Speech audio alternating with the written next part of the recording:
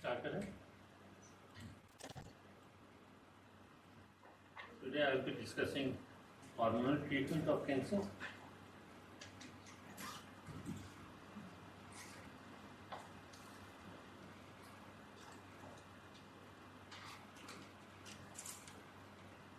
In my last lecture, I think I missed one point while discussing side effects of chemotherapy.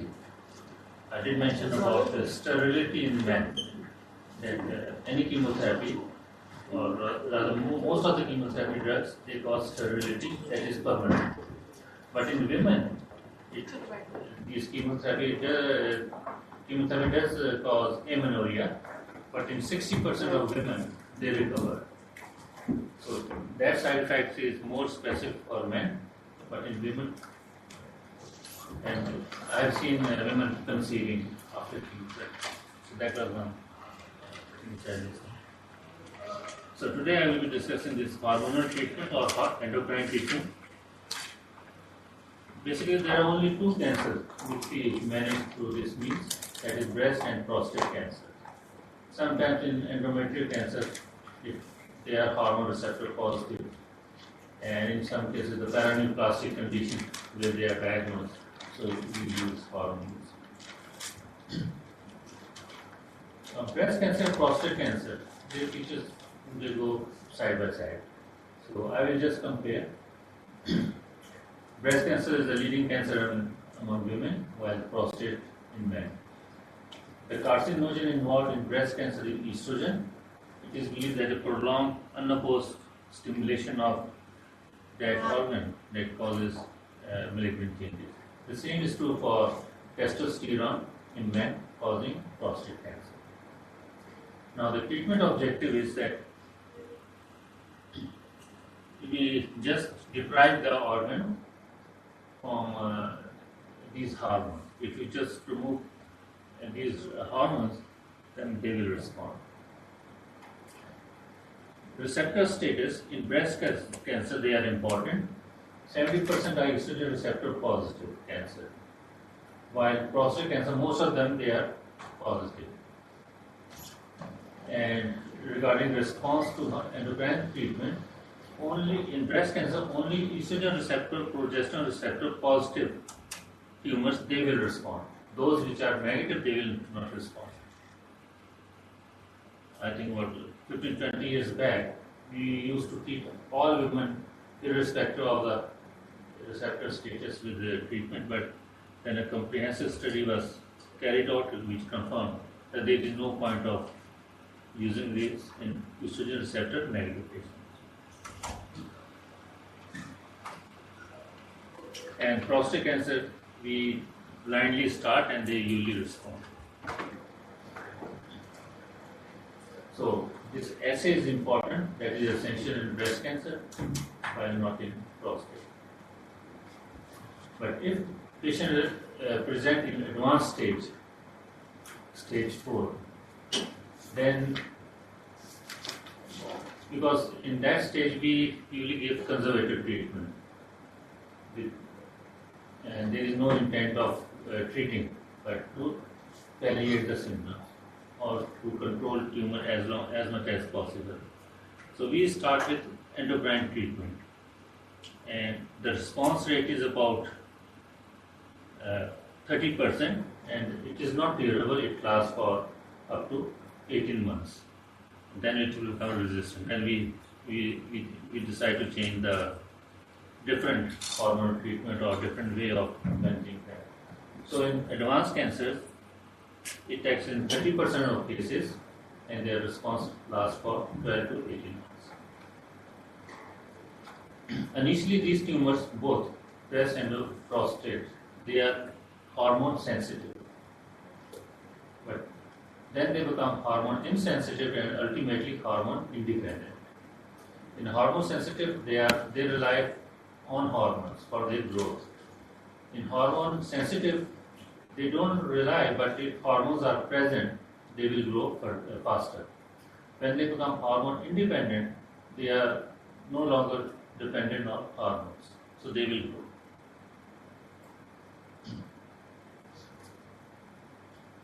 This figure shows regulation of hormone. The estrogen is produced by ovaries and testosterone by prostate. They are the main organs. But extragonadal sites are adrenal gland. And their main effectors or targets are breast and testes and prostate. The level of these hormones that is negatively controlled, and there is a hypothalamic pituitary axis. Fundamentally, hypothalamus that secretes luteinizing hormone releasing hormone which act on the pituitary gland, and from pituitary luteinizing hormone and follicle stimulating hormone that is released, and these two they act on the target organ, the ovaries and prostate, to produce this hormone. This figure is important because it shows where we can interfere. The beginner said that we deprive the cancer of these hormones. So there are different ways. I will come to that later. So this is the synthesis of these hormones. The basic compound is cholesterol, and this androstenedione, that is the central or intermediary product, it can be converted into estrogen or testosterone directly or through this means to dihydrotestosterone. Testosterone is not active in the sense it is converted into dihydrotestosterone to function. So these points, they are the sites where we can interfere. 5-alpha reductase, we have drugs to block it. Now how do they act? The testosterone that enters the cell, and it will bind to the receptor, and that is internalized into the nucleus, and there it will transcribe to its product. But estrogen, it directly enters into the nucleus, there it binds to the receptor along with the cofactors and co-regulators, and they transcribe. Prostate and this breast cancer, until invasive form, they are hormone dependent. Then the hormone dependency that reduces, and estrogen receptor positive, it reduces after becoming invasive.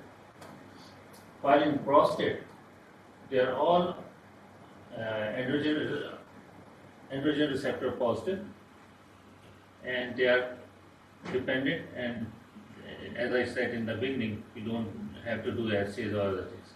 So it's the breast cancer where this matters more.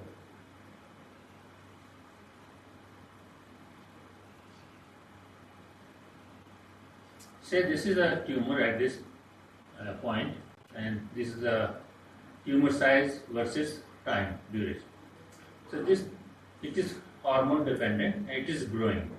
But if we give endocrine treatment, it will regress. It will regress or it will remain dormant. During this period, it will remain hormone sensitive. But at some stage, it will become hormone independent and the tumor will regress or relapse.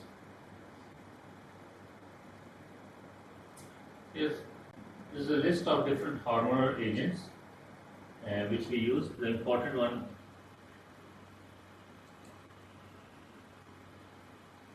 is tamoxifen in the top, that is mostly used, fulvestrant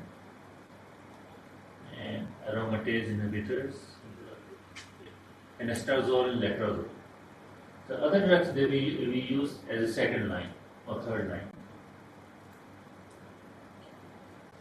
For breast cancer, now as I said, if we remove the stimulating agent, how can we do that? Just remove the source of estrogen production.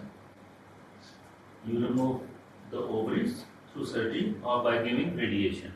But in practice, we don't do that because we have medicine to block their effects. But this is one of the options you can do.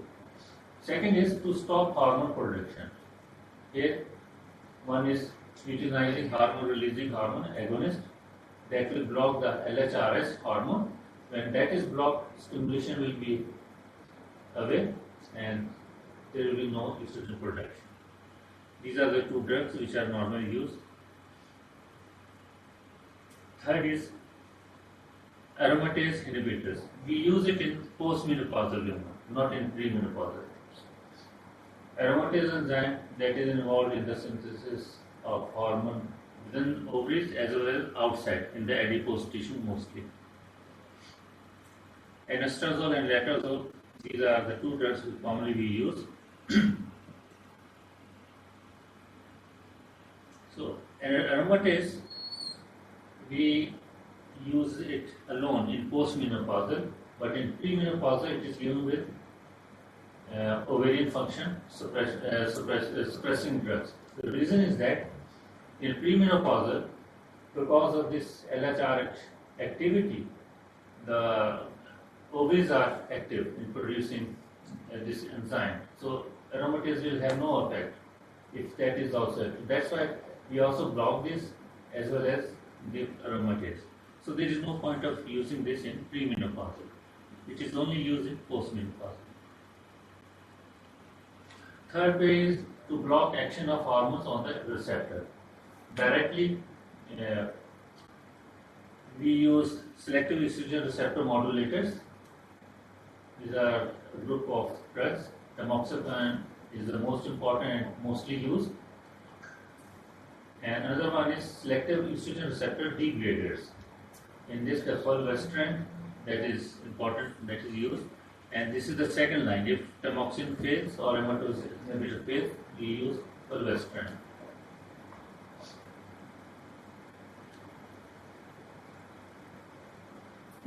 So in simple words, in premenopausal, we use selective endocrine receptor modulators or aromatase inhibitors along with ovarian function suppression and selective endocrine receptor degraders.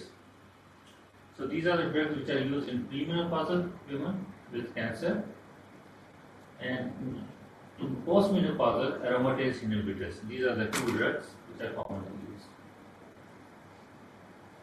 I haven't discussed at what stage, because when we plan the treatment, we have to decide. Normally, we do the surgery. After surgery, we give adjuvant chemotherapy, if that is indicated. In most of the cases, that is indicated, but in few cases where the cancer is in very early stage, we might skip the chemotherapy. Then comes the hormonal treatment, and if receptor status is positive.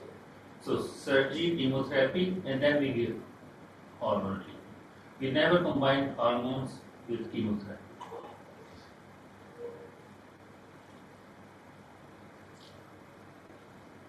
So for how long it has to be given?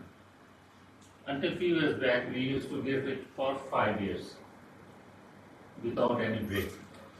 But then studies were conducted and we got evidence that it should be given for longer period, up to 10 years. And these are the two tools which some people they use to find out what is the risk of relapse, whether it should be given for 5 years or longer. And this second one, it says that if there is no lymph node involved or up to 1 to 3, then we can apply this and it will give you the risk and whether to use for a longer period or not. But in short, all patients having more than 3 lymph nodes involvement, they should receive 10 years of hormonal treatment. For low to intermediate risk, 7 to 8 years is enough.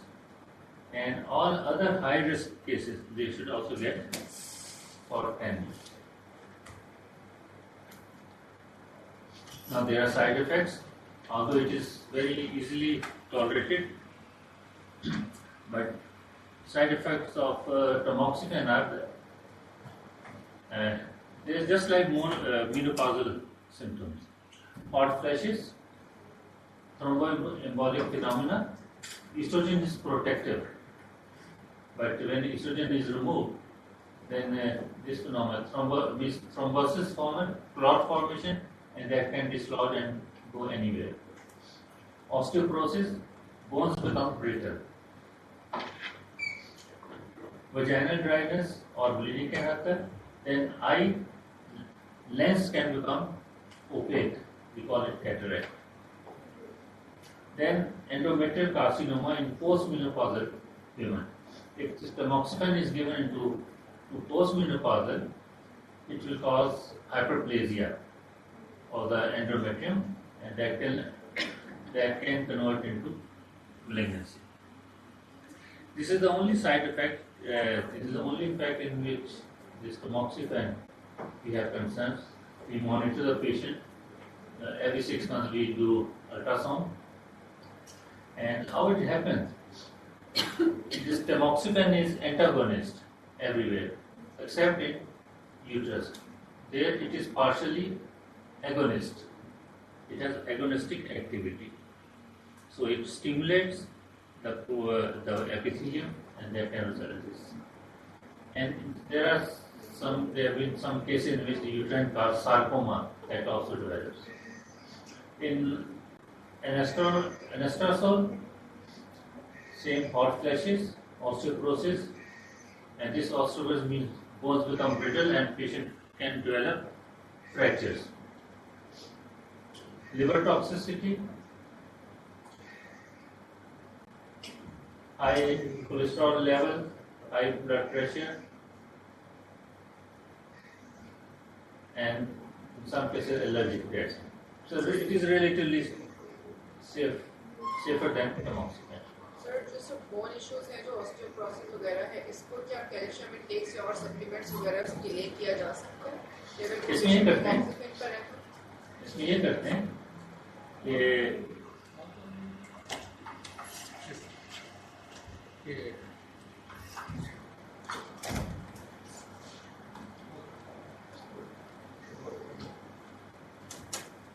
इसमें medicine देते हैं. That is, I'm forgetting the name, which along with the calcium supplements every 6 months. Zolomet. This meeting is locked. That is given 2.4 milligram infusion every 6 months for 2 years, right? और उससे पहले हम bone density check करवा देते हैं. अगर वो 2.5 minus 2.5 हो, so then that is indicated and we start giving. That will strengthen that.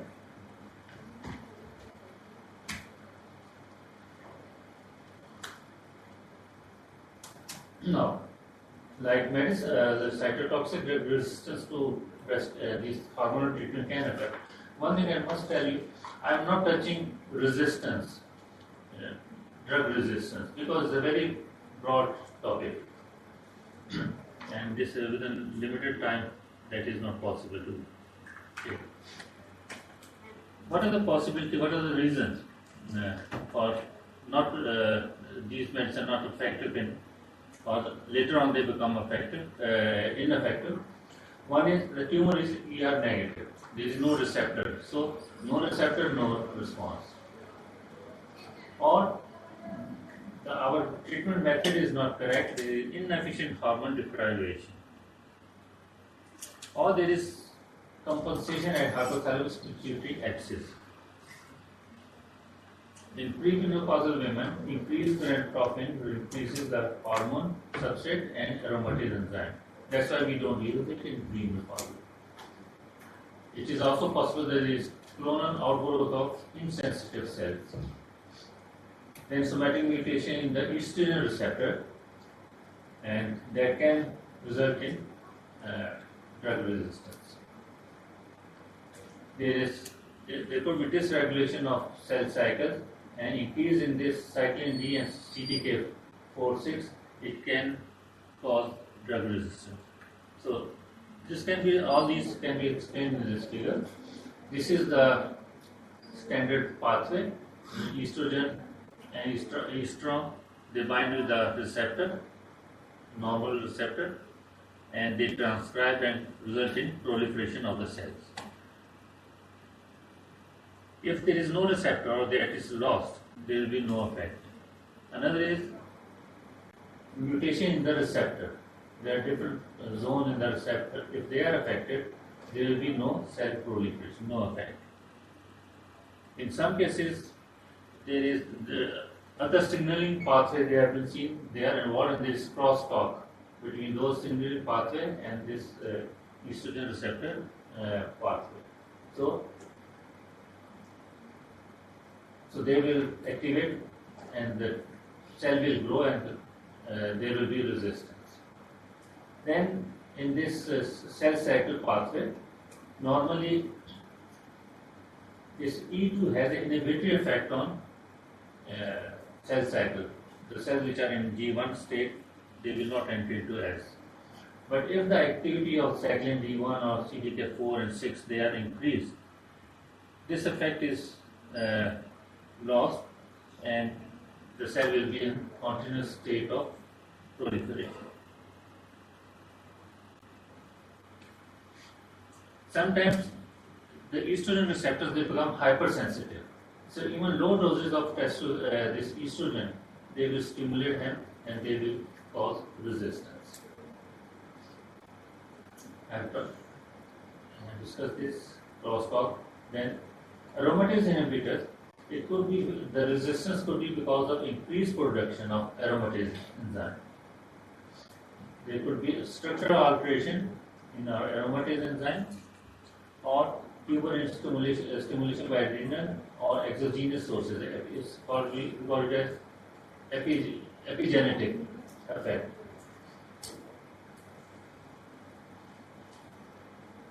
So that was about breast cancer. And for prostate cancer, the same thing applies. Stop testosterone production. And how can we do that? The simplest way is just through both testes, bilateral or orchiectomy. It is the cheapest and most effective way of treating prostate cancer. If not, many people they don't agree for this thing, then we do it medical orchiectomy. And medical orchiectomy is done through LHRH agonist, nicotinamide, these different drugs. We give it. The thing is that this is quite expensive.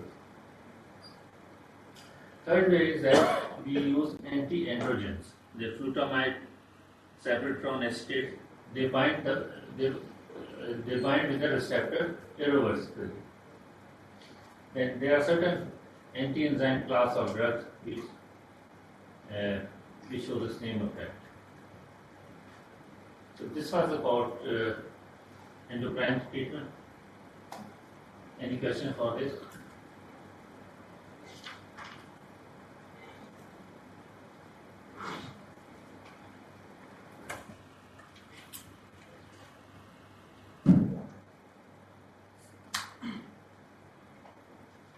है question? जी मैं एक सवाल पूछना था sir, stage और grade में क्या फर्क होता है कैंसर? स्टेज जो होती वो हम देखते हैं कि ट्यूमर कितना फैला हुआ है. मेरा कि ब्रेस्ट कैंसर है तो ये मतलब ट्रीटमेंट से पहले की जाती है सारी स्टेजिंग. तो ब्रेस्ट कैंसर एक लोकल अपनी साइड पर होगा, उसका क्या साइज है, 2 centimetre, 5 centimetre, more than 5 centimetre. फिर उसको देखते हैं हम, जो वर्कआउट करते हैं कि और तो नहीं क्या फैला हुआ है, लंग्स में तो नहीं है, बोन्स में तो नहीं है, और इस तरह किसी और जगह पर. तो वो that will determine the staging. Stage अगर बिल्कुल अपनी जगह पर है, ब्रेस्ट में ही है, तो स्टेज 1 होगा. अगर एक्सिला में लिम्फ नोड्स इन्वॉल्व हो गए तो स्टेज 2 हो जाएगा. और अगर वो ब्रेस्ट में ही है और उसने स्किन को भी इन्वॉल्व कर लिया तो वो स्टेज 3 और 4 भी हो सकता है. ठीक है, लेकिन अगर उसमें कुछ भी, अगर कोई भी लीजन उसकी लंग में चलेगी, बोन में चलेगी, वो स्टेज 4 कहलाएगा. ठीक है, ये तो हो गया स्टेज. ग्रेड जो है वो हिस्टोलॉजिकल लेवल पर होता है. जब पैथोलॉजिस्ट उसको एग्जामिन करता है तो नॉर्मली 3 स्टेजेस हम डिस्क्राइब करते हैं. ग्रेड 1 एज ग्रेड डिस्क्राइब करते हैं, ग्रेड 1 to 3.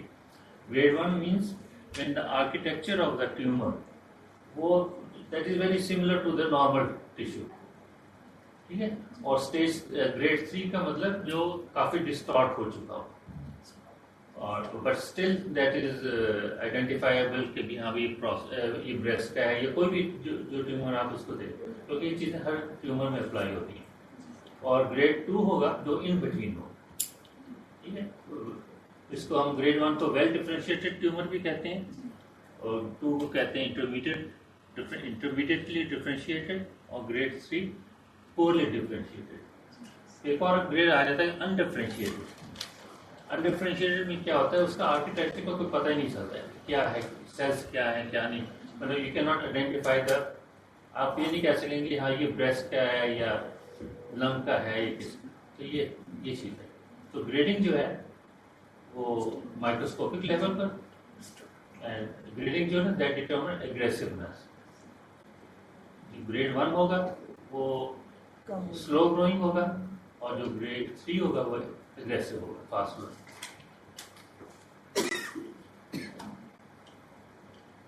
सर अभी आपने ये कहा कि कीमोथेरेपी और हार्मोनल थेरेपी को हम कंबाइन नहीं कर सकते, इसके पीछे जो है वो एक साथ जो है वो उसमें जो कीमोथेरेपी का इफेक्ट है,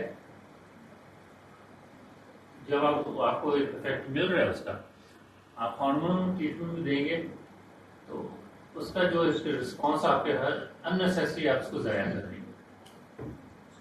वो एक वेपन है आपके पास, सेफ रखें उसको नेक्स्ट स्टेज पे. जैसे कि एंटीबायोटिक्स में होता है कि हम लोग जब कंबाइन करते हैं तो हमें मोर रिस्पॉन्स मिलता है ज़्यादा. नहीं, इसमें सिनर्जिस्टिक है. एंडोक्राइन ट्रीटमेंट और कीमोथेरेपी को सिनर्जिस्टिक है. So next I will take immunotherapy. It has got 2 parts.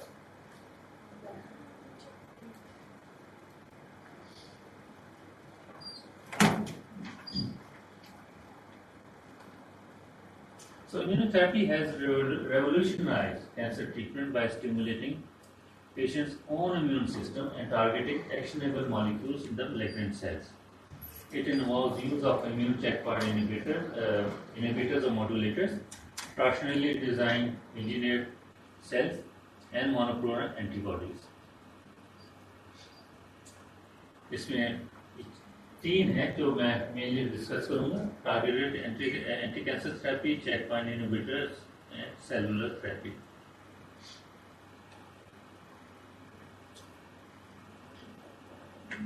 जैसे वैक्सीन वगैरह होती हैं, जब इम्यून सिस्टम की बात होती है आप समझते हैं कि वैक्सीनेशन है.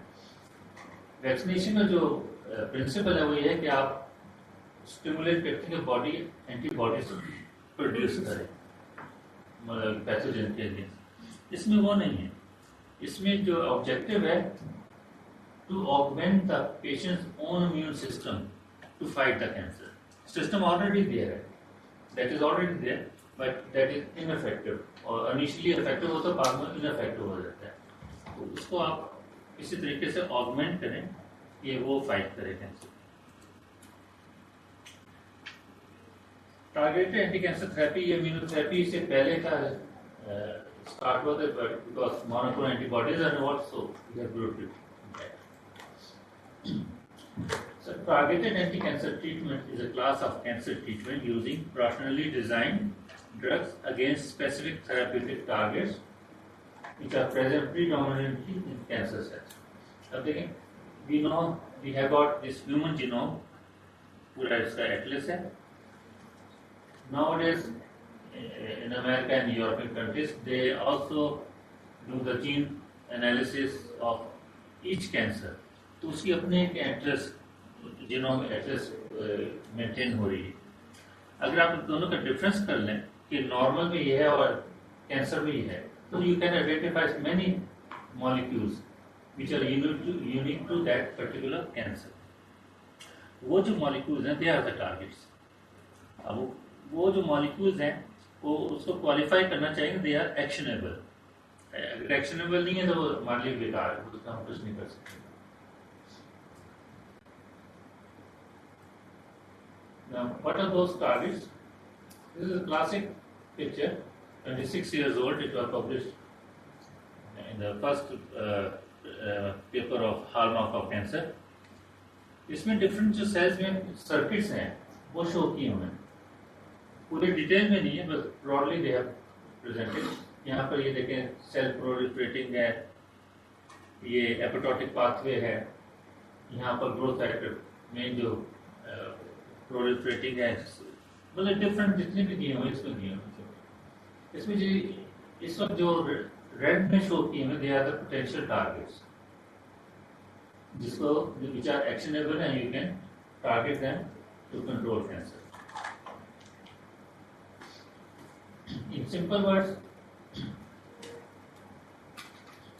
they are growth factors, they are membrane receptors or receptor protein kinases and cytosolic protein kinases.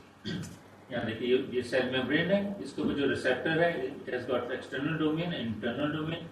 External के ऊपर ligand binding है और internally it has got tyrosine kinase. And these tyrosine kinase they are also present within the cytosol, and they result in downstream effect of proliferation and other effects.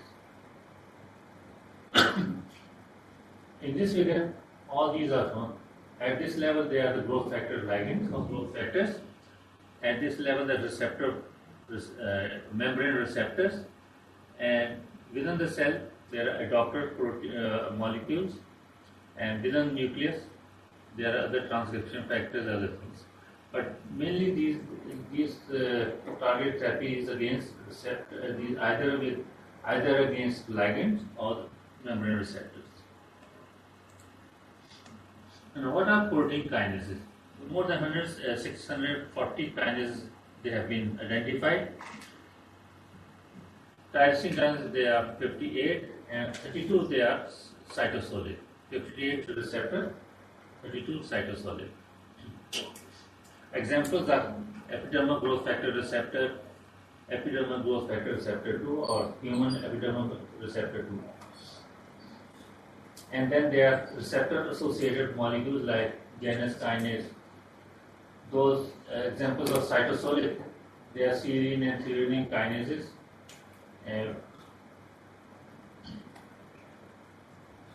These protein kinases, they regulate biological functions. Now, the phosphorylation, dephosphorylation of protein is a fundamental mechanism of cell signaling. Protein kinases, they phosphorylate by transferring gamma phosphate of ATP GTP to the hydroxy group of the substrate proteins. Phosphorylation that initiate functional changes in the form of enzyme activity, cellular motility, or association with other proteins. They are important in diverse cellular signaling pathway involved in cancer, immune system, metabolic and endocrine disorders. So, in various diseases they are involved, and this phosphorylation, dephosphorylation, this is the mechanism. They switch on, switch off these processes. This is a list of different pathways and their features and their associated cancers. I won't go into details. Now, how they are targeted? There are two things. One is monoclonal antibodies, and the other is small molecule inhibitors. These small molecule inhibitors, they are low molecular weight, under 500 Dalton, organic compounds which are capable of interrupting signal pathways through receptor kinases. So they act on kinases. And second is monoclonal antibodies. These are immune products which are directed against specific targets in biological processes. There are two forms, unconjugated, which has direct effect, and conjugated. Usually they are conjugated with some payload like radioactive substance or some toxin or some enzyme.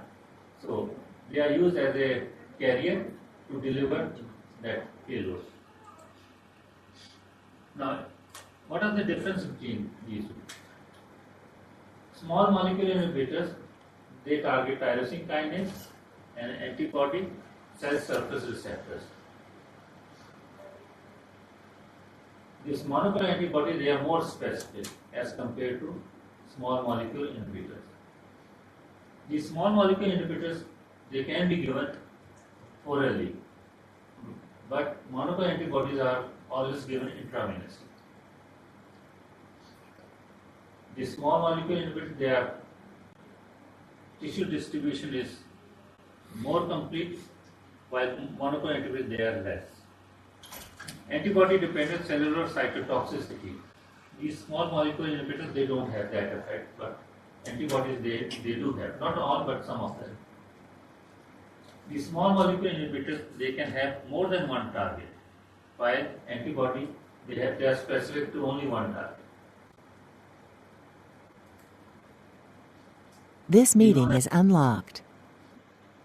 We know that these antibodies, there are 4 main groups, and it shows which one has got this antibody-dependent cellular cytotoxicity effect. Because this is, in addition to this direct targeting, these are the additional effects which we get. It's a list of different antibodies. There's a big list. Every day or every other day, FDA approves some new drug. They are being developed so fast.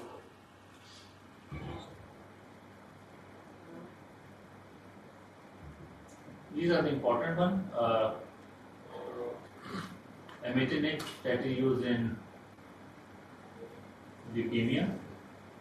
Cetuximab, colorectal and head and neck. And bevacizumab, that is colorectal, ovarian, breast. Others are also important. So this is a structure of monoclonal antibody. Mostly they are produced in mouse, rodents, right? And this is the antigen binding sites.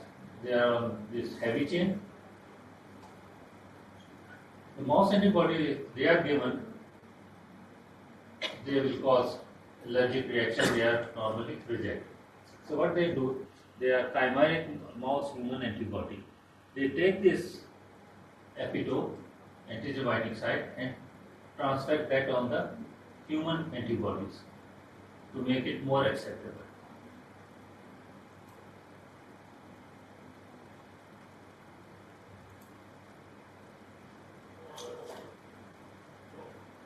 So murine we don't use. Chimeric, cetuximab and rituximab, they are the examples. And they have got 65% human part, the rest is murine. Humanized, they have got 95% human, the rest is murine. This tranzosumab and bevacizumab, they are very important drugs. 100% human, this is one, but is not commonly used. Now, what is the mode of action? Unconjugated antibodies, they alter signal transaction. Second, they complement dependent, they cause complement dependent cytotoxicity.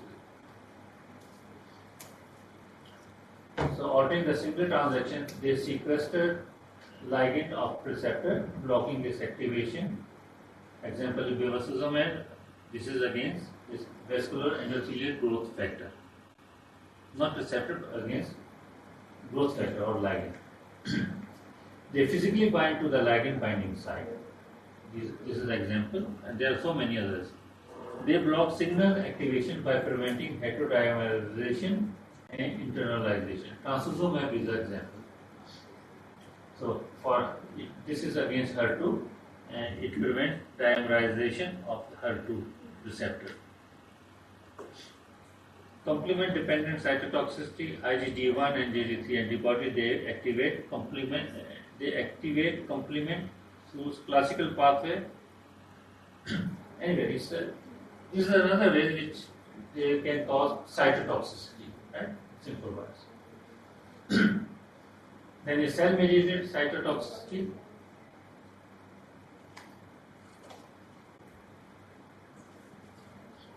इसमें जो है they bind with the pathogen, absorb them, or they bind to the cell or pathogen and present to the innate immune cells and activate them to release various enzymes to destroy them. मैंने ये add नहीं करना था लेकिन आगे.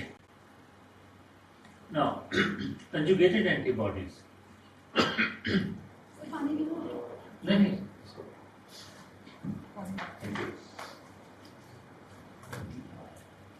This is a new class of drugs which are becoming very popular. These antibodies, they consist of monoclonal antibodies with attached payload through linker. Payload may be cytotoxic drug, prodrug, enzyme, radioisotope, toxin, cytokine or radiotracer. So antibody के साथ bind करने कोई भी चीज and the antibody will take it to the target tissue or target cells. This antibody and payload may have synergistic effect. में antibody भी add करेगी या साथ उसका examples है Zevalin, which is a yttrium-90 labeled anti-CD20 antibody. It is used for non-Hodgkin lymphoma. Bystander effect are also seen with radioisotope and enzymatic payload. So these are the examples. Now this anti-HER2 trastuzumab deruxtecan. This is very important. This is being used in tumor agnostic treatment. Normally, this is used when HER2 receptor assay is positive. Normally, breast cancer को जब treat करते हैं तो देखते हैं कि वो positive है या negative, just like this, qualitative. But in this case, it's not only breast which expresses this receptor. Most of the tissue in the body they do express. Important इसमें stomach आ गया, pancreas भी इसमें है, prostate भी है. So for this particular drug, even low level of HER2 receptor, those tumors they will also respond. So low, intermediate, and high. So even low receptor level, these drugs they are effective. This is a new drug. Actually, this is not new. It was first described in 2023. लेकिन चंद दिन पहले भी BBC के ऊपर इसको दोबारा present करेंगे as they have discovered something new. It's not new. आपको पता है research में propaganda बड़ा काम करता है. Fundraising या grants के लिए apply करते हैं. तो public opinion वो increase करना चाहते हैं. This is anti-folate receptor alpha drug antibody which is conjugated to this particular drug. Ovarian cancer में अब तक कोई भी immunotherapy की कोई drug नहीं.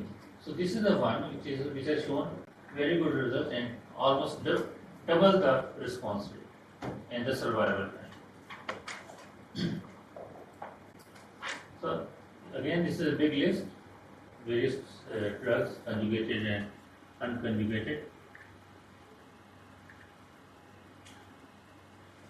Rituximab, this is a monoclonal antibody which we use in treatment of lymphoma, non-Hodgkin lymphoma.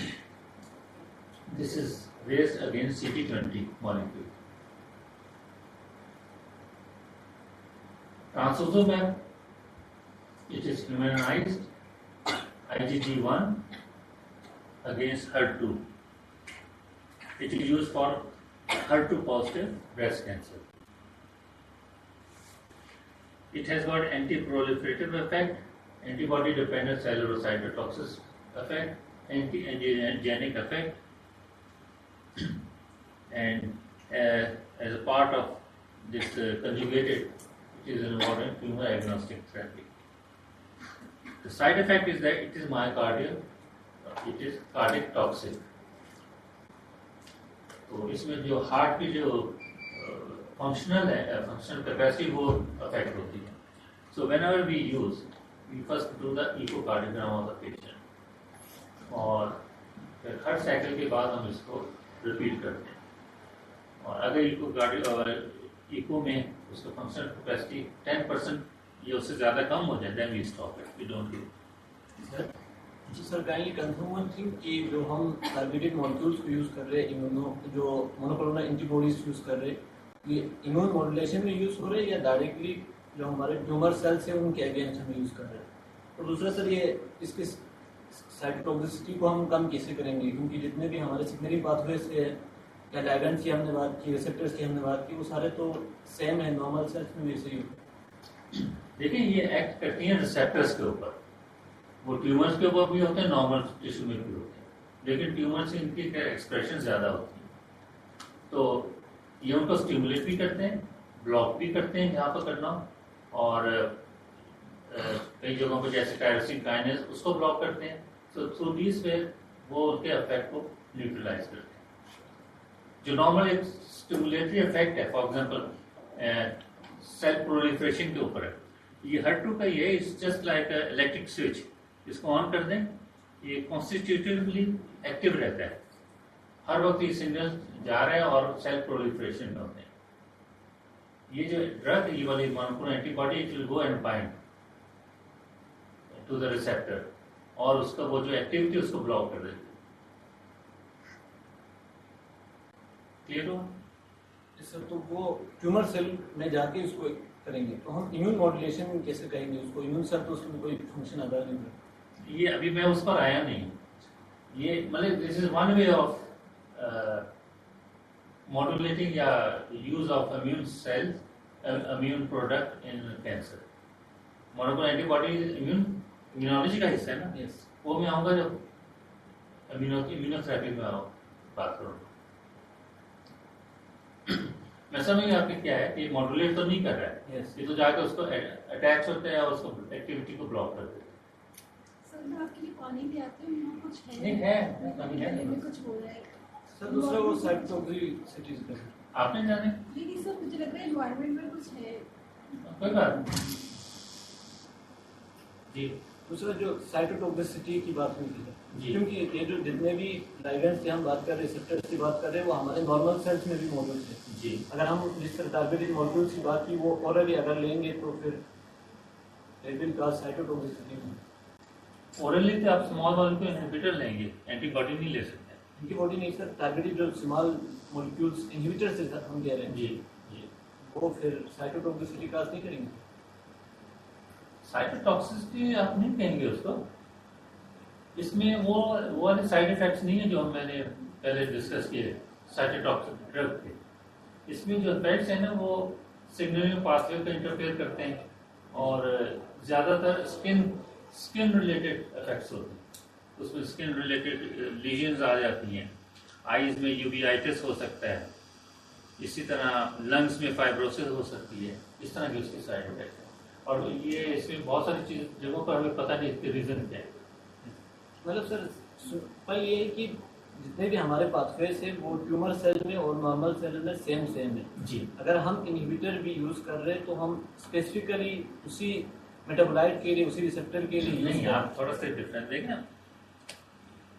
अगर HER2 positive है तो वो म्यूटेटेड है या ओवर एक्सप्रेस है ट्यूमर सेल्स में.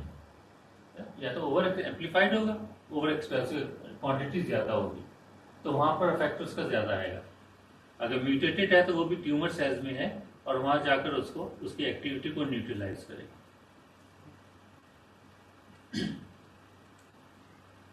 Cetuximab, it is against epidermal growth factor receptor. इसको हम यूज करते हैं हेड एंड नेक कैंसर में, लंग और कोलोरेक्टल कैंसर में भी. इसकी एक चीज है, those tumor where KRAS gene that is wild type, it will be effective. अगर ये mutated है, then this drug will not be effective. इसका I don't know the explanation, but it has to do with the cross-talking of signaling pathway. Bevacizumab है, it is against vascular endothelial growth factor. There are three types, A, B, and C. This is raised against A, but it also acts against B. Ligand A और B, C है, लेकिन ये कि receptor 1, 2 and 3. So it also act against receptor 1 and 2. इसका effect ये कि tumours में जो एंजियोजेनेसिस होती है, ट्यूमर वेस्कुलेचर होता है, वो एबनॉर्मल होता है इन मैनी वेज. उसमें फेनेस्ट्रेशंस होती हैं. What it does, it tries to normalize the vasculature of the tumor. कोलोरेक्टर में, ओवेरियन, इन दो में ज़्यादा हम लोग इस्तेमाल करते हैं. ये वाली जो मोनोक्लोनल एंटीबॉडीज हैं, they do have synergistic effect with cytotoxic drugs, but not other immune products. और इसका ज़्यादा इस्तेमाल जो अभी हो रहा है, when in the beginning they were used alone, but later on they combined it with a cytotoxic drug and they saw synergistic effect.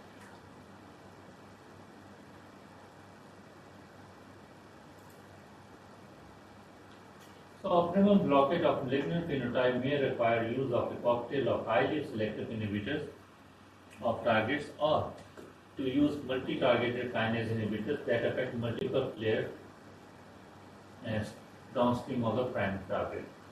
Use of targeted anti-cancer therapy agent. They are more effective when combined with traditional chemotherapeutic agent. As drug conjugate, they have central role in tumor agnostic therapy. इनकी भी toxicity होती है. जो main है वो एक hypersensitivity reaction कर सकते हैं, स्किन रैशेज आ सकते हैं, डायरिया, फटीग, कार्डियक टॉक्सिसिटी है, cytokine release syndrome and other. Sir ये भी ऑपरेशन के बाद भी उसमें? जी हाँ, नॉर्मली ये जो सिस्टेमिक ट्रीटमेंट है, सर्जरी और जी हाँ, अगर कीमो दे रहे हैं उसके साथ कंबाइन कर सकते हैं. कुछ केसेस में जहाँ पर बाकी चीज़ें फेल हो जाती, कुछ काम नहीं कर रहे थे, इनमें से डिफरेंट पिक करके उसको ट्राई कर सकते हैं. So this was anti-targeted therapy.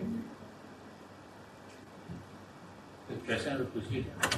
Sir एक नॉर्मली जो मतलब जो डॉक्टर से हटके जो लोग हैं, तो उनमें दो चीज़ें बहुत कॉमन है कि अगर ऑपरेशन हो जाए तो ही कैंसर का पता चलता है.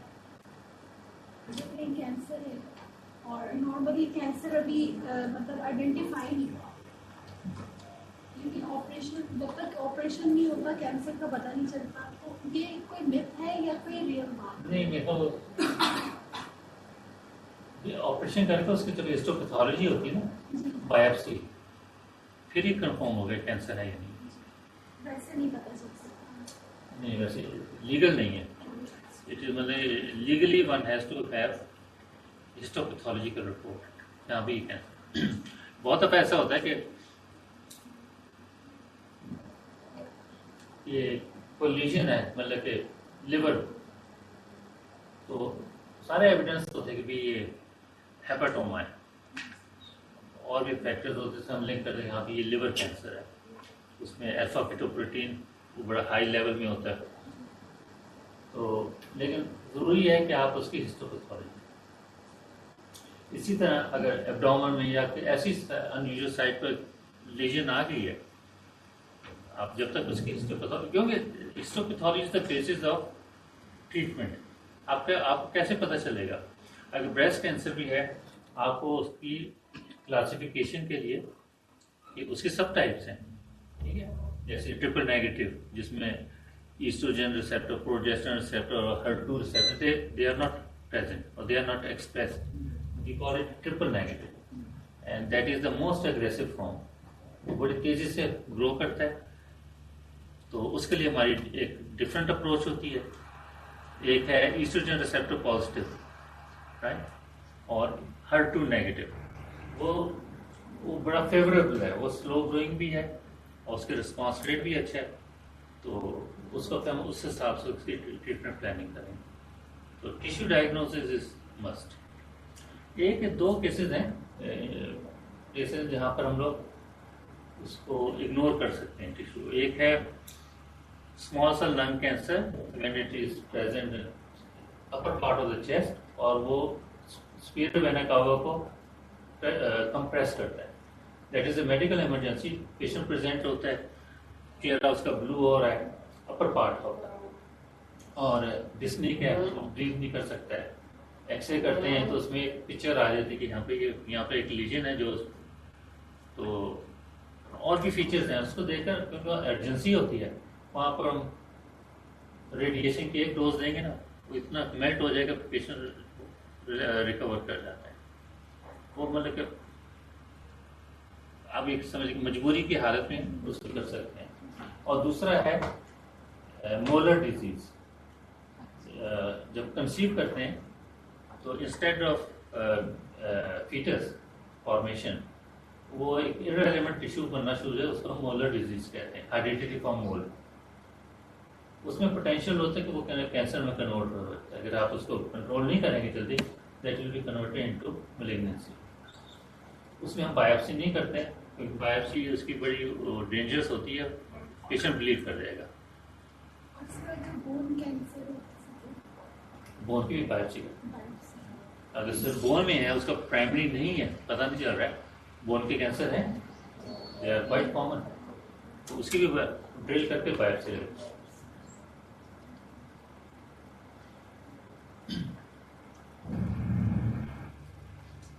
So immunotherapy, that is the second part. It has revolutionized cancer treatment by targeting actionable molecules in malignant cells and stimulating patient's own immune system. It involves use of monoclonal antibodies, immune checkpoint inhibitors. मैं repeat कर रहा हूँ।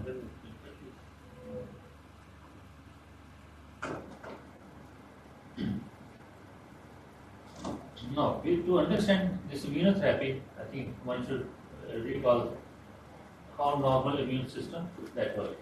आपने किया होगा, background है आपका immune system.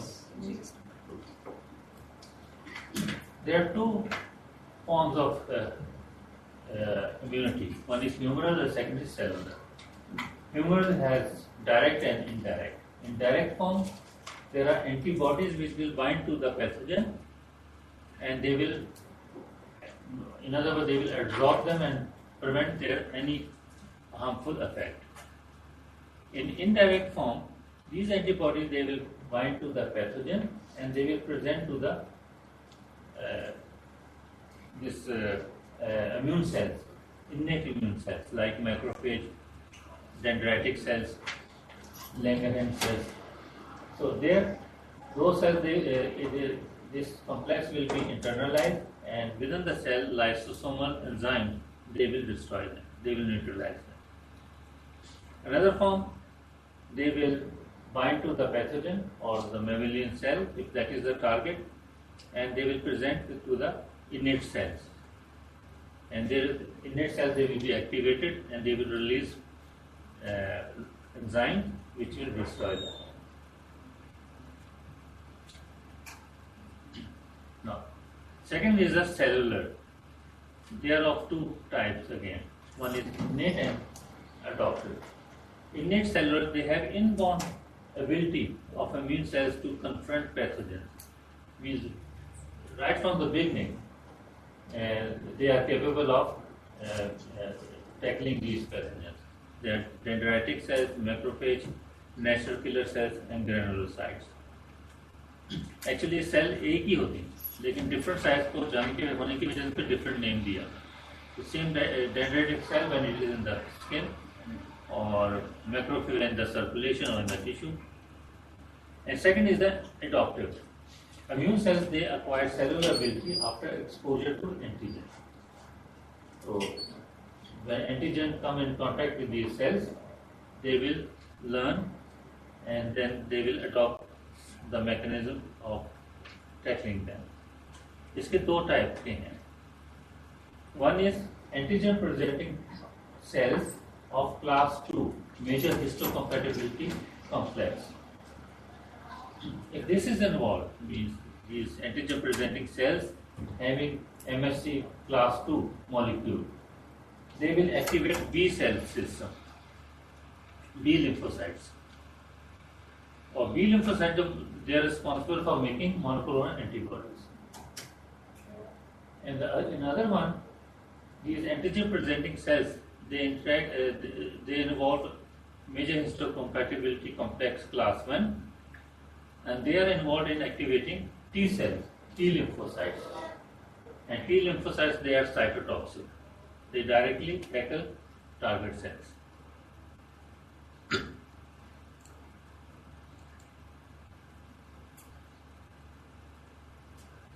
This is simply explaining how these antigen presenting cells, they process antigen. So when they come across any antigen that is internalized within the dendritic cells, and within the cell it is processed into small molecules, and in endoplasmic reticulum, this MSC class 1 or class 2 that integrate with the antigen, and then ultimately they are expressed on the surface to be presented to T helper cells. So this is an example of class 2 activating B cells. So dendritic cells, they present the antigen along with this MSC class 2 molecule to the T helper cells, naive T helper, inactive T helper cells through T cell receptor, and they will activate these cells to mature one. Then these mature T cells, they will interact with the B cells and activate them, and then ultimately B cells, they are matured into plasma cells, and plasma cells, they start secreting that specific antibody against that particular antigen. So now this is important, which is related to immunotherapy. Here MSC class 1 molecules, they are involved. Now most of the cancer cells, they express receptor for MSC class 1. That's why this is desired. Now it has two phases, primary phase and the effector phase. The dendritic cells, it will process the antigen. Now antigen can be tumor associated antigen. Tumour के अंदर भी बहुत सारे new antigens होते हैं. Basically मैंने उसी को हम डिस्कस करें क्योंकि एक्सटर्नल तो नहीं आएगा उसमें. तो tumour associated antigen, they are of different types. They will taken up and they will process and along with MSC class, it should be class 1. यहाँ पे एरर है, एमएससी क्लास 2 नहीं, क्लास 1 होगा. They will present to the T helper cells. They will mature and they will interact with the cytotoxic T cells, precursor cytotoxic T cell, and activate them. This activated T cell, cytotoxic T cell, then it will express these receptors and it matures and it will attack the target cell or the tumor cell in two ways. One is by releasing various enzyme, example is the perforin, and another is by activating the apoptotic pathway. So ultimately the cancer cell should die or destroyed. So इसके ये correction is that is important. It is 1. So these are the two main stages which you should remember. I will discuss कि यहाँ पर हम तो intercept करते हैं. Now in more detail, the activation, this antigen presenting cell interacting with the naive T helper cells. What happens? It presents the antigen along with MSC class molecule to T helper cell through T cell receptor. This stimulates the T cells and activate them. There are other molecules. T cells, they express CD28 molecule or receptor, which interact with B7 molecule on the antigen presenting cell, and they also release stimulatory signals. But after attaining some activity, these T helper cells, instead of this stimulatory signal, they release inhibitory signal. How? This CD28 is switched to CTL4 receptor, and that will interact with the B cell molecule on the antigen presenting cell. They are inhibitory. They are releasing inhibitory signals. So mostly they are inhibitory, and this is the basis of immune tolerance. वो कहते हैं कि activate हो रहा है, तो these cancer antigens, they are considered partially self antigen. So these cells, they will not mature fully,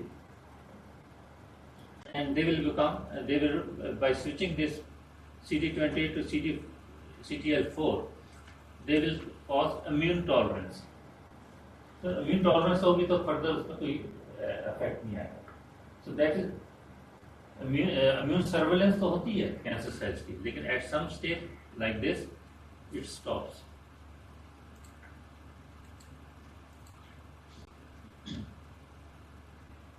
Cytotoxic T cell response is desired in most of the cancer cells, they express MHC class 1 molecules. अब कैसे manipulate करते हैं? How do we augment? There are two ways: passive immunization and active immunization. Passive immunization में monoclonal antibodies, जैसे मैंने talk में discuss किया, targeted therapy में वो, और second is example of bone marrow transplantation. In passive immunization, हम product produced in other species, we use them. In active immunization, हम patient अपने system पर augment करते हैं. Now, passive immunization में products are given originating from another immune system, like using highly specific antibodies, ये जो trastuzumab, rituximab, or adoptive transfer of lymphocytes to patient, like bone marrow stem cell. तो bone marrow transfer दो किस्म की होती है, autologous, एक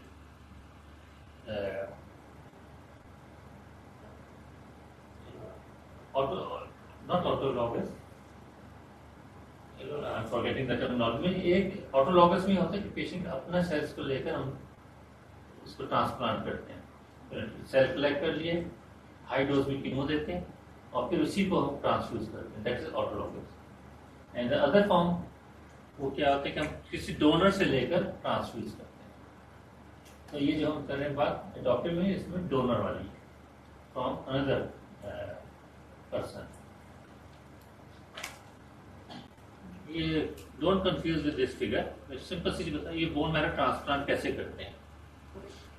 आप देखें, अगर एक यहाँ पेशेंट है और एक यहाँ डोनर है, उसको क्रॉस मैच करते हैं कि उसको कंपेटिबल है या नहीं सेल्स. जो मैच करते हैं तो वही डोनेट कर सकते हैं. जो और ये ज़्यादातर हम ल्यूकीमिया में करते हैं, ब्लड कैंसर या लिम्फोमा हो गया, Hodgkin disease, non Hodgkin lymphoma. तो वो पेशेंट जो है, हम उसकी बोन मैरो को डिस्ट्रॉय कर देंगे. कैसे? हम कीमोथेरेपी देकर हाई डोज में कीमोथेरेपी देते हैं ताकि उसके बोन मैरो जो है ना, जहाँ पर सेल्स बन रहे हैं उसके अपने, वो डिस्ट्रॉय हो जाए. सेकंड तरीका है कि वी यूज रेडिएशन. पहले हाफ बॉडी को रेडिएट कर देते हैं पूरा, और सेकंड स्टेज में रिमेनिंग हाफ को, तो वो भी सारे जो सेल्स हैं ना वो डिस्ट्रॉय हो जाएंगे. This is called conditioning of the patient. At the same time हम डोनर से उसके पहले था कि वे स्टर्नम को पंचर करें या इलिक बोन को पंचर करें, हम bone marrow stem cell, bone marrow cells हम कलेक्ट करते थे. अब ऐसा नहीं है, अभी सिंपल है. जैसे आप ब्लड से डोनर ब्लड देता है, उस तरह ब्लड लेते हैं. वो मशीन होती है, वो सेल सेपरेटर उसको कहते हैं. वो जो उसमें स्पेसिफिक वो बैग्स लगते हैं. अगर हमने जो वाइट सेल्स लेने, लिम्फोसाइट्स हमने कलेक्ट करने हैं इसके लिए, तो लिम्फोसाइट कलेक्टिंग बैग हम उसमें अटैच करेंगे। तो जो ब्लड जा रहा है उसके अंदर से लिम्फोसाइट्स वो सेपरेट होते जाएंगे और दूसरी तरफ बाकी ब्लड जो है ना वापस चला जाएगा डोनर। अब वो जो लिम्फोसाइट है they have to be stem cells, not mature cells. तो ये कलेक्ट करने से पहले चंद दिन पहले, 5-6 दिन पहले हम उनको ग्रोथ फैक्टर देते हैं डोनर को, ताकि उसमें बोन मैरो स्टिमुलेट हो जाए और ज़्यादा से ज़्यादा स्टेम सेल्स सर्कुलेशन में आ जाए। तो वो जब स्टेम सेल कलेक्ट हो जाएंगे उसको हम फ्रिज में रख देते हैं नॉर्मल 4 डिग्री पर। जब पेशेंट कंडीशन हो जाता है और उसके सारे वो डिस्ट्रॉय हो जाती है बोन मैरो, हम वो ब्लड लेते हैं, जैसे आम ब्लड ट्रांसफ्यूज किया जाता है उसी तरह उसको ट्रांसफ्यूज कर देते हैं। अब उसमें स्टेम सेल्स हैं पेशेंट के अंदर चले गए और वो मतलब कि उसकी होना नहीं चाहिए उसमें, हम वेट करते हैं कि वो, हम उसको कहते हैं टेकिंग ऑफ, कि वो स्टेम सेल्स ने टेक ऑफ कर लिया है, कि वो अपने ग्रो करना शुरू हो गए बोन मैरो के अंदर। ये it takes about 1 month, around 1 month, ये हमें वेट करना पड़ता है। इस दौरान में पेशेंट के पास ना वाइट सेल्स हैं, ना रेड सेल्स हैं, ना प्लेटलेट्स हैं, तो उसको हम सपोर्टिव केयर देते हैं। वाइट सेल को कैसे देंगे? हम वाइट सेल ट्रांसफ्यूज नहीं करते, हम उसकी जगह हमारे अच्छी एंटीबायोटिक्स हैं वो यूज़ करते हैं, कि कोई अगर इन्फेक्शन या पैथोजन आ गया उसको डिस्ट्रॉय कर। पहली बात तो ये कि उसको आइसोलेशन में रखते हैं। अच्छे से सेंटर्स जो है ना उन्होंने बिल्कुल आइसोलेटेड रूम्स बनाए, वहाँ एक्सेस नहीं होती। अगर उसको कोई मेडिसिन भी देनी है तो वो इनडायरेक्टली पहुँचाई जाती है पेशेंट को, ताकि वो एक्सपोज ना हो। वो शीशे से कम्युनिकेट करते हैं सारा उसको, तो उसको मतलब पैथोजन से, इन्फेक्शन से बचाते हैं। अगर हो जाए तो फिर एंटीबायोटिक हम देते हैं। सेकेंड, रेड सेल नहीं है तो उसको ट्रांसफ्यूज करेंगे। तीसरा, प्लेटलेट्स नहीं है वो भी हम ट्रांसफ्यूज करें। फिर उसकी अपनी वो बोन मैरो जो है ना ग्रो करना शुरू कर दें। जब वो ग्रो करना शुरू हो जाती है, एक सर्टन लेवल पर आ जाता है, मतलब 100 सेल्स के करीब आ गए, 500 सेल्स या 1000 सेल्स, तो देन पेशेंट इज सेफ। फिर उसको हम वार्ड में ले आते हैं या सेफ होता है। So that is all about this bone marrow transplantation. Chances of survival कितनी होती है इसमें, कब तक, कितने अरसे? अभी तो अच्छे रिजल्ट आते हैं, all depend on match. Sir इसमें ये जो बोन ट्रांसप्लांट किया है तो इसमें अमिनोलॉजिकल रिजेक्शन नहीं होता सर? क्या चीज़? अमिनोलॉजिकल रिजेक्शन। मैं आ रहा था उसका। तो इसमें जो दिन दो चीज़ें हो सकती हैं। अच्छा, इसमें जो कैंसर के पेशेंट उनको जो ट्रांसप्लांट करते हैं उसमें 100% कंपैटिबिलिटी नहीं रखते। कोशिश होती है कि थोड़ी सी इनकम्पैटिबिलिटी हो।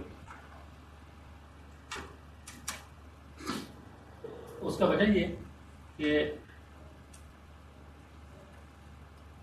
Minimum level of histo incompatibility between donor and recipient is kept. उसका रीजन क्या है? उसके 2 इफेक्ट हैं। अगर इनकम्पैटिबिलिटी होगी, नए सेल्स वहां गए डोनर के पास, अगर उसमें कोई मैलिग्नेंट सेल रह गया जिसको हम पहले नहीं रिमूव, वो उसके अगेंस्ट एक्ट करेगा, उसको डिस्ट्रॉय कर देगा। That is the advantage. और दूसरा जो रिएक्शन हो सकता है कि जो रिसीवर है पेशेंट, उसका इम्यून सिस्टम पूरा डिस्ट्रॉय नहीं हुआ, या जो नया डेवलप हो रहा है वो नया जो बोन मैरो सेल्स आए उसको डिस्ट्रॉय कर रिजेक्ट। तो 2 पॉसिबिलिटी है, तो ये कि रेसिपिएंट या पेशेंट जो है वो रिजेक्ट कर देगा जो ट्रांसप्लांट हुआ है, या फिर उसको रोकने के लिए, उसको प्रिवेंट करने के लिए हम मेडिसिन देते हैं। इम्यूनोसप्रेसेंट ड्रग्स दी जाती हैं, काफ़ी लंबे अरसे तक उसको लेनी होती है ताकि वो उसकी बॉडी उसको रिजेक्ट। लेकिन ये कि अगर अर्ली स्टेज में वो रिजेक्ट हो जाए तो दैट इज अ फेलियर। और दूसरा जो उसका थोड़ी सी इनकम्पैटिबिलिटी हम लोग रखते हैं, उसका एडवांटेज ये है कि एक डिफरेंट मतलब डोनर से आया सेल वो डिफरेंट होगा, और वो पेशेंट के अंदर अगर कोई मैलिग्नेंट सेल रह गया उसको रिकग्नाइज करेगा एज ए फॉरेन, और उसके अगेंस्ट वो रिस्पॉन्स करेगा, उसको डिस्ट्रॉय कर देगा।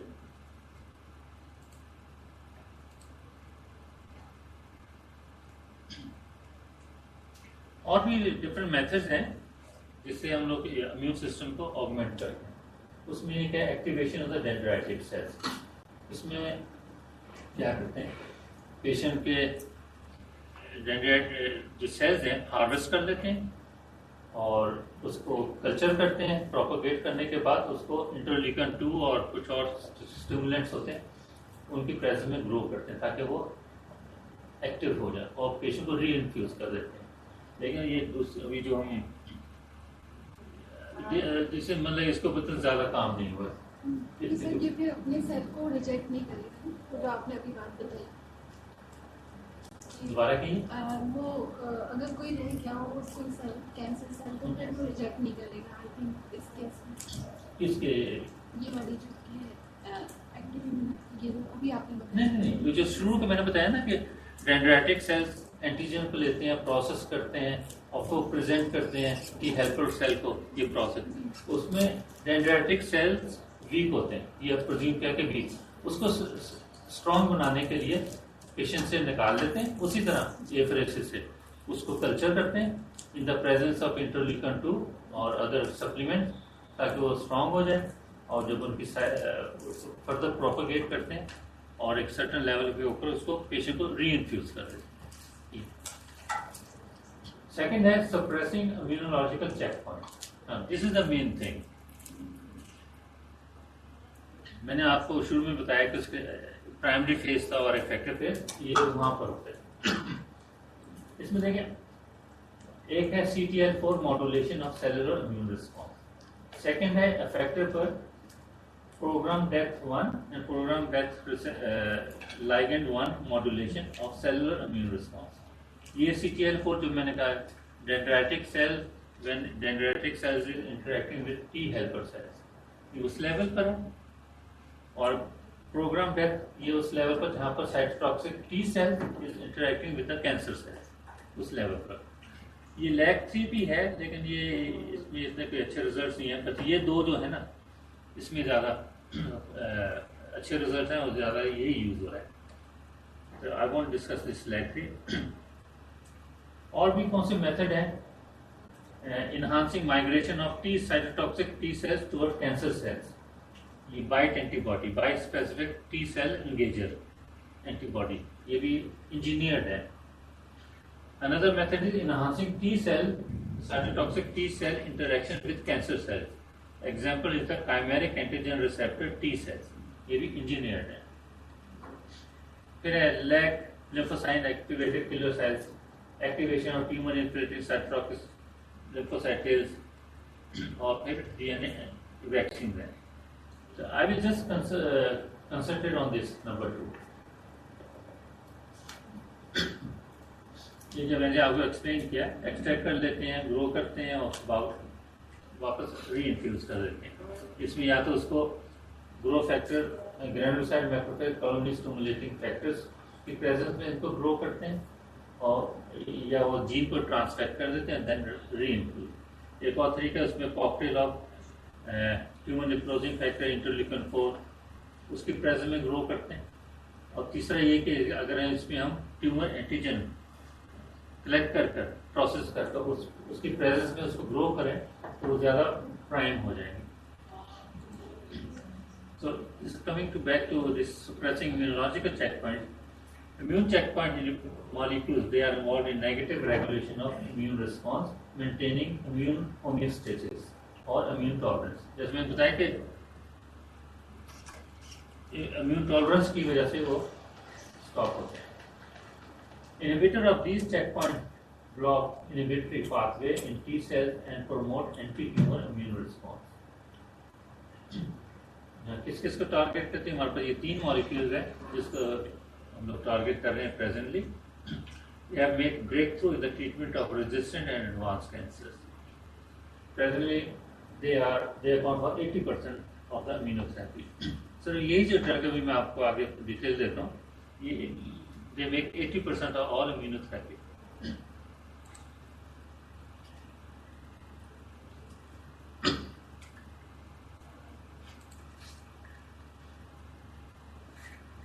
ये हम डिस्कस कर चुके हैं। देखिए यहाँ पर जब ये चेंज स्विच करता है CTL4 तो B7। अगर इस प्रोसेस को रोक दिया जाए थ्रू मोनोक्लोनल एंटीबॉडी, तो यहाँ पे ये इन्होंने किया, they raise monoclonal antibody against CTL4 molecule and that will interfere with this process. जब ये इंटरफेयर होगा तो इनहिबिटरी सिग्नल्स नहीं आएंगे और that will continue to stimulate. एक तो ये है, इसके बड़े अच्छे रिजल्ट्स हैं। Another one is जब cytotoxic T cell when it interact with the cancer cells through T cell receptor or MHC class 1, यहाँ पर T lymphocytes के ऊपर प्रोग्राम डेथ 1 रिसेप्टर है, जबकि कैंसर सेल्स के ऊपर प्रोग्राम डेथ रिसेप्टर के ligand है। They express ligand and the T cells they express receptors. So what they do, just like CTL4 and B7, they interact and they produce inhibitory signals. उसका ये तो activate करने की करेंगे, लेकिन ये जब इंटरेक्ट करेंगे they will also cause inhibitory signal, they will produce inhibitory signal to achieve immune tolerance further ना हो। यहाँ पर भी एंटीबॉडीज प्रोड्यूस की गई है PD1 के अगेंस्ट और PDL1 के अगेंस्ट।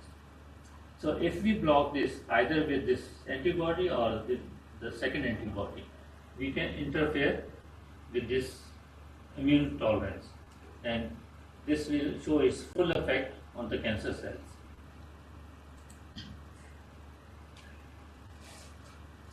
इसमें क्या है कि PD1 एक्सप्रेशन तो होती है T सेल्स के ऊपर, बट वी डोंट नो कि जो कैंसर सेल्स हैं उसके ऊपर PD-L1 एक्सप्रेशन है या नहीं, तो उसका ऐसे करना जरूरी है। तो उसमें अगर इवन 1% था, expression is only 1%, even that is enough to start this treatment.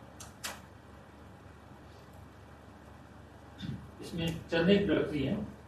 सबसे पहले जो इंट्रोड्यूस हुई थी CTL4 के अगेंस्ट था, that was ipilimumab and melanoma is a very aggressive tumor और यूरोप में और जो वाइट स्किन लोग हैं उनमें बहुत कॉमन है और we didn't have any effective treatment against it. ये मेटास्टाइज भी कर जाता था, surgery was the only means और जहाँ पर भी होता था सर्जरी करके निकाल देते, ना कीमोथेरेपी थी इफेक्टिव ना कुछ और। लेकिन ये ड्रग्स ने इसमें ऑलमोस्ट 50% सर्वाइवल रेट हो। So this is another drug, but ये जो drug है ज़्यादा commonly used होती है। Then is the PD1, इसमें nivolumab, that is effective in melanoma, non-small cell lung cancer, head and neck squamous cell carcinoma, bladder cancer, kidney cancer. Just like melanoma, kidney cancer भी एक problematic था, हमारे पास कोई drug नहीं थी, but this immunotherapy has made the difference. ये liver cancer में भी है, तो डिफरेंट कैंसर में ये यूज हो रही है। इस पेम्ब्रोलिज़ुमैब ये भी इफेक्टिव है। तो एपी, नेवो और पेम्ब्रो ये ज़्यादा जो क्लिनिकल प्रैक्टिस में हम लोग ये यूज कर रहे हैं। इनको कंबाइन करके भी यूज किया जा रहा है टू हैव सिनर्जिस्टिक इफेक्ट। कुछ सेंटर्स ने यूज किया, उसके ट्रायल्स हैं और they are promising if you combine both you will get better results. This is another list of combination जो है different. So that was about immune checkpoint inhibitors. 80% जो है immunotherapy उसमें ये 3 ड्रग्स जो है ना ये mainly यूज होगी।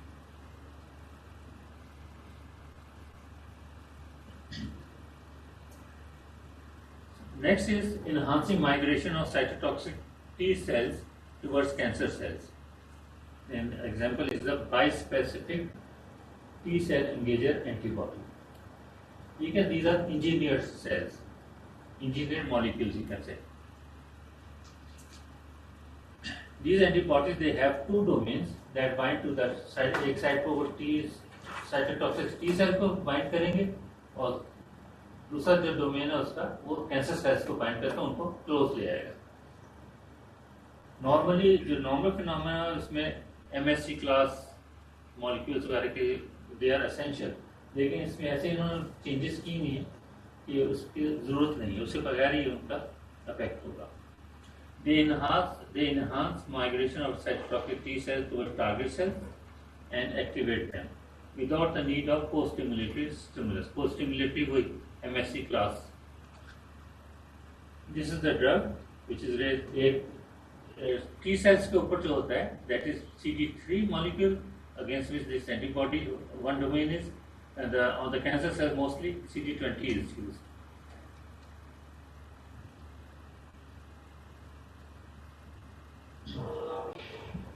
ये अभी मतलब ये पहले लिक्यूमिया में ज़्यादा था, अब सॉलिड ट्यूमर में डिफ्यूज लार्ज बी सेल ये लिम्फोमा है, इसमें this is solid tumour, it has also shown very good effect. So depend करता है what tumor is that, and you select the antigen, and accordingly you synthesize these cells, these molecules.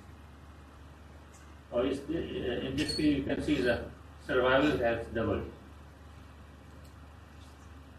Then is the T cell interaction with the cancer cells, CAR T cells. Now here CAR T cells, they are engineered T cell cytotoxic T lymphocytes. They consist of an extracellular domain and antibody which is specific to tumor antigen, mostly CD19 or CD20. Second is an intracellular machinery. ये अगर ये CD chimeric antigen T lymphocyte है, तो ये antibody against T lymphocyte raise हुई, और इसका जो एक्सटर्नल डोमेन है that will be expressed on the surface. This is a receptor cell membrane, and outside that is expressed. और जो इंटरनल मशीनरी है, that is the intracellular machinery of cytotoxic T cells along with co-stimulatory molecule, and it is independent of MSC class molecules. तो ये engineer करते हैं और इसके जो जीन है उसको ट्रांसफेक्ट कर देते हैं. What happens? Patient undergo apheresis for T cell collection. Patient से T cells collect कर लेते हैं.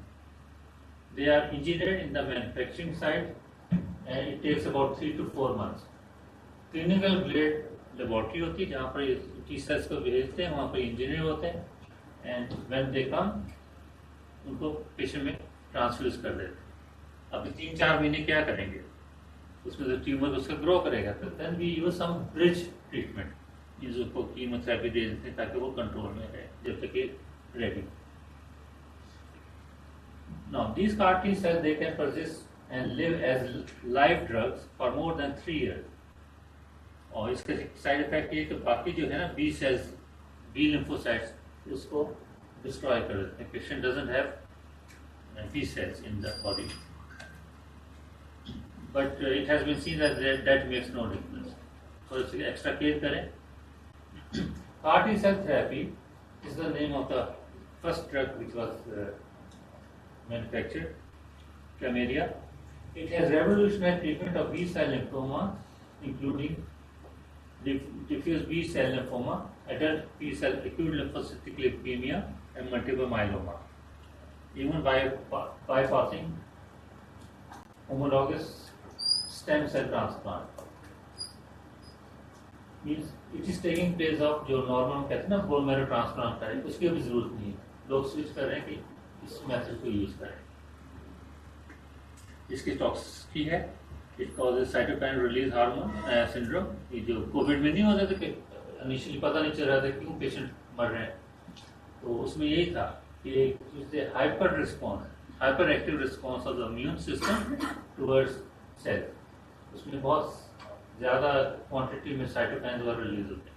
तो सिंपल उसका जो रिसर्च हुई थी उस वक्त, आप डेकाड्रॉन दे दें स्टीरॉइड, और that will control this simple medicine, very cheap.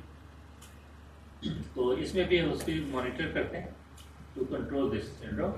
It can also cause neurotoxicity, cytopenia just like neutropenia, इसमें भी हो सकता है.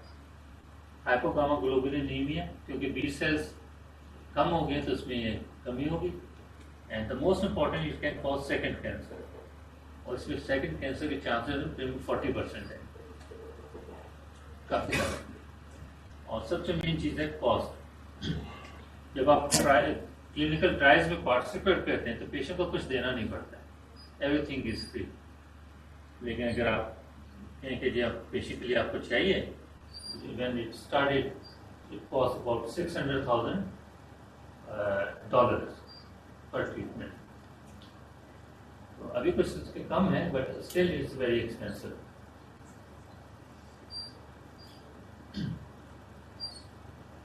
These are different preparations by selective lab. India में एक कंपनी है, उसने क्लेम किया कि they can provide it for $30,000. We don't know how effective is that. यहाँ में पाकिस्तान में अब तक यूज नहीं हुई। Okay. Now this is an advancement of that technology. उसमें था ना कि पेशेंट के लिम्फोसाइट लिए, लेबोरेटरी भेज दिए, वहाँ से उसको इंजीनियर करके आगे उसके ट्रांसफ्यूज। इसमें क्या है, वो जो जीन है जिसमें एक्सटर्नल डोमेन और इंटरनल मशीनरी है, उसकी जो जीन वो इंजीनियर करते हैं, you make it part of the viral gene. फिर कोई वायरल वेक्टर ले लें और instead of giving that product you inject that viral vector in patient's body. उसमें क्या होगा कि वो that will be taken up by, उसमें है सिस्टम के वो T cells ही उसको अलाउ करेंगे एंटर होने का।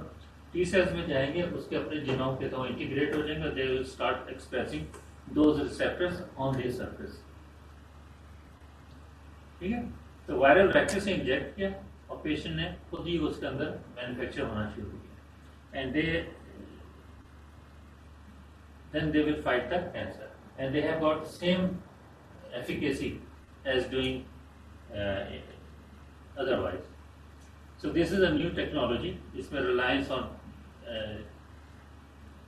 this clinical grade laboratory वो नहीं है, आपसे ट्रांसपोज कर ट्रांसफर के उसका बना लें, वायरल के साथ उसको इंजेक्ट करें, and you will get the same. This slide summarises the whole immunotherapy. ये तो नॉर्मल है, इसमें मोनोक्लोनल एंटीबॉडीज हैं, ये CAR T सेल्स हैं, बाइस्पेसिफिक एंटीबॉडीज हैं, this is a normal immune checkpoint antibody. इसके साइड इफेक्ट्स भी हैं।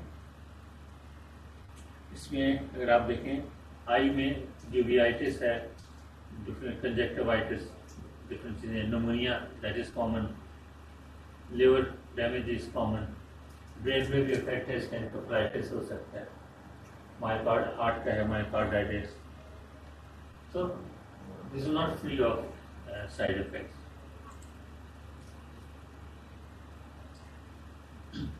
Then DNA vaccines, this is being used for cervical cancer, और दूसरों में भी ट्राई किया, प्रोस्टेट के लिए, दूसरों के लिए, but I will discuss this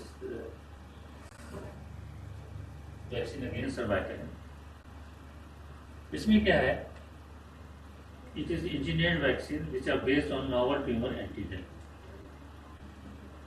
cervical cancer में 4-5 जो different virus, human papilloma virus 6, 11, 16, 18 they are involved, but mostly 70% of cases 16 and 17 that is involved. And this vaccine is it consists of recombinant viral like particles assembled from L1 protein coat of the virus. जो virus की जो coating है ना, उसको protein के against raise किया। It does not have any DNA component. This vaccine induces immune response and generates specific antibody for any possible infection by above viruses. FDA is approved. इसमें जो है एक कार्डिसेस के है, that is mainly used. अभी तो ये bivalent है against 16 and 18. इसकी नई वैक्सीन आई है जो नैनोवेलेंट है, उसमें और जितने भी है ना वायरस उसको उसने कवर किया। तो this is the virus. This is the virus. Normally क्या होगा कि ये एंटर होगा, और इसकी आउटर कोटिंग रिमूव हो जाती है और जो इसका DNA that integrates with in the host nucleus and that will start expressing messenger RNA and protein और न्यू वायरसेस बनेंगे, इस तरह प्रोपेगेट होता है। लेकिन अगर हमने इसकी वैक्सीनेशन कर दी है और उसके अगेंस्ट एंटीबॉडीज प्रोड्यूस हो चुकी हैं, तो when this virus enters those antibodies will absorb that virus, उसके जो कोटिंग है उसके ऊपर अटैच हो जाएंगी और जो डीएनए वो रिलीज नहीं हो सकती। That is how it works. So in conclusion, immunoprevention of various cancer, hepatitis B virus and human papilloma virus vaccine, and recent successes with immune checkpoint inhibitors like against CDL4, PD1, PDL1, and CAR T cells and BITE. In multiple types of advanced stage cancers have established immunotherapy as an important modality for treating hematological and solid cancer. It is considered the fourth pillar of cancer. अभी इसको कहते हैं interventional immunology या interventional oncology, sorry. तो इस field में जिसमें आप इंटरवीन करते हैं कि पेशेंट सेल निकाली इंजीनियर के, इट्स न्यू फील्ड है। देख लीजिएगा this is the fourth pillar. जैसे 3 पिलर हमारे पास है ना, chemotherapy, surgery and radiation. So this is the fourth one. Yes. Worldwide जो है ना रिसर्च, जब ये स्टार्ट हुए इसके रिजल्ट आए थे पहले मेलानोमा के, तो ग्रुप्स ने अपने जितनी भी अपनी अटेंशन थी डाइवर्ट कर ली थी, बहुत काम हुआ और भी हो भी रहे।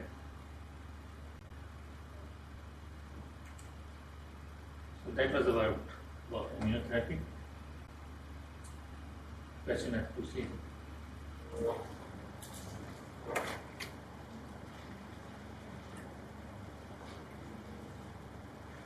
सर अब आपकी 5 को क्लास होगी ना नेक्स्ट? हम 5th को मैं लेना चाह रहा हूँ। Is it okay? Yes the same time? Sir जब तक हम तैयारी किस तरह करें, थोड़ा एग्जाम भी देना है, पेपर की तैयारी कर लेंगे थोड़ी बहुत। मैं क्या बताऊँ? एमसीक्यूज मतलब सर वो कल मैंने बताया था। जी सर थोड़ा सा ना याद करना मुश्किल है, खास तौर पे एब्रिविएशन। देखिए इसमें आप सिर्फ वो चीज़ें याद करें जो कॉन्सेप्ट देती। तो ये मैंने बताया कि ड्रग रेजीम है, ये इन चीज़ों की याद करने की सिंपल जो है कि क्या प्रोसेस इन्वॉल्व है। और sir case studies case study ऐसा लेक्चर को ट्रांसफर करना। अच्छा दे दो। कल का तो मैंने भेज दिया था, जी सर। ये भी जाकर मैं भेज दूँगा। इसमें रह क्या गया आज से ज़्यादा से रेडिएशन थेरेपी रह गई है।